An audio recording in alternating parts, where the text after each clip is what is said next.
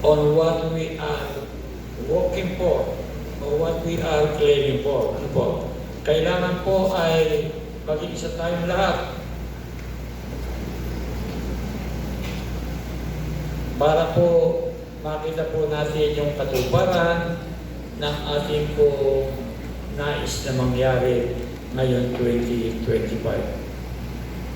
Ay ako na lang po, ito, pasalamat ko na lang po sa inyo. Hindi na ito related sa topic ko. I will just take this opportunity para magpasalamat sa inyong lahat, sa inyong mga prayers. Alam niyo po, hindi ko alam, pero palang nagsabi sa akin na pagka nalagpasan ko daw po yung 2023 at 2024, ako yahabang buhay.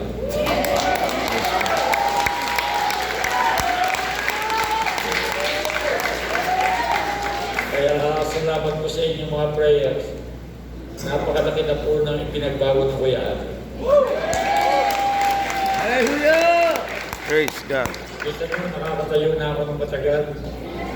Ang salita ko, medyo ano pa rin, pero I can feel it in my spirit, I can feel it in my body.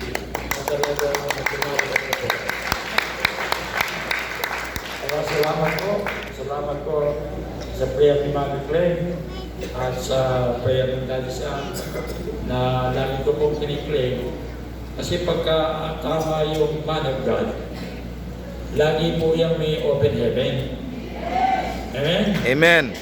Kaya as I touch Daddy God, just as I touch Daddy Sam, alam ko may open heaven. Kaya lagi kiniklaim ako'y lalakas. Amen.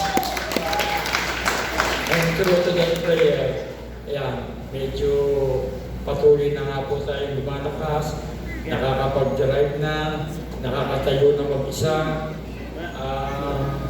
Kaya lang, siyempre ayaw po natin biglain at baka manghina ulit. Kaya dahan-dahan na, pero sinubukan ko na po ay talaga salamat po sa inyong mga prayer. Kung kayo po ay kaisa ko sa mga training, yung mga nagtitrain sa atin, salamat po sa mga nagtitrain kasi nagpa-function po rin ako kahit ako ay disabled. Hindi na kaya.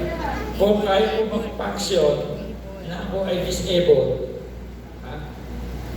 much more sa inyo na kayo po ay hindi disabled. Kaya hindi po pwede sabihin na hindi nyo kaya.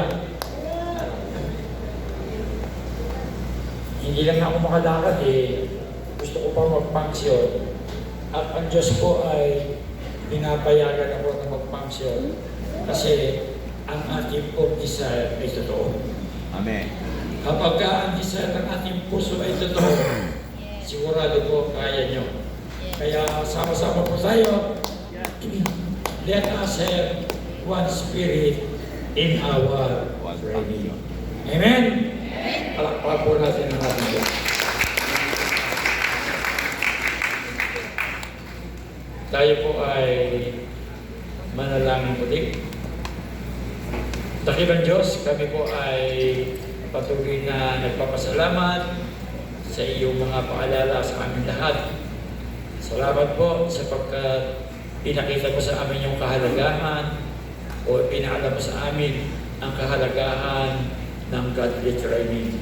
Salamat po sapagkat alam ko po, O God, na sa pagpapaalala mong yan, na bago ang aming desire, at ang desire namin ngayon is to be more mature in the Word of God through our training.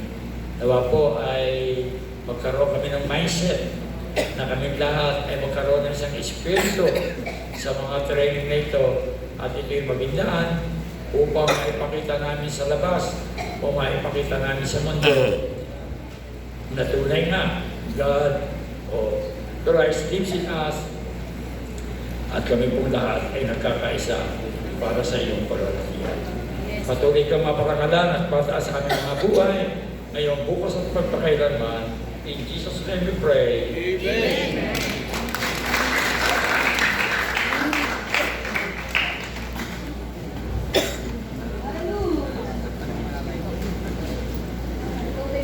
Mga bouncer sa ano eh. Kuya, nasaan na yun? Alin? Andun. Andito kay Kuya. Praise God. Isa pa pong